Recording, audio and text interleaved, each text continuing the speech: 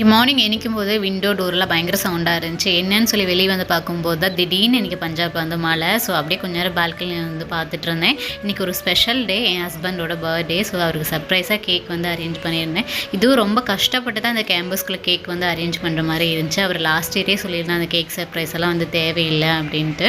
அவருக்கு அந்த மாதிரி இஷ்டமும் படாது. ஸோ நைட்டு டியூட்டி முடிஞ்சு அப்போ தான் ரொம்ப டயர்டாக வந்திருந்தாரு. என்னை விட்டுடா அப்படிங்கிற மாதிரி தான் இருந்தார். ஸோ கம்பல் பண்ணி நெக்ஸ்ட் இயர் வந்து எப்படி நம்ம பர்த்டேக்கு ஒன்றா இருக்க முடியாது. ஸோ லாஸ்ட் பர்த்டே அப்படின்னு சொல்லி ஒன்றாவே கேக் வந்து கட் பண்ணிக்கலாம்னு சொல்லி அன்றைக்கி வந்து கேக் வந்து கட் பண்ண வச்சேன்.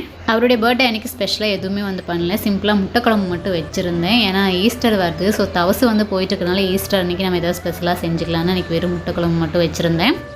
அன்றைக்கி ஈவினிங் வந்து எங்களுக்கு FWC இருக்குதுன்னு சொல்லிட்டு குரூப்பில் வந்து மெசேஜ் பண்ணியிருந்தேன். ஸோ அதுக்கு வந்து நான் வந்து ரெடி ஆகிட்டு இருந்தேன். இப்போலாம் தம்பி அவனே ரெடி ஆகிக்கிறேன்னு சொல்லி ஏதாவது வந்து பண்ணிகிட்டு இருப்பான். பாப்பா வந்து அவங்க அப்பா வந்துட்டால் போதும், எங்கிட்ட வரவே மாட்டா. அவங்க அப்பா தான் எப்போவும் வந்து விளையாண்டுருப்பான்.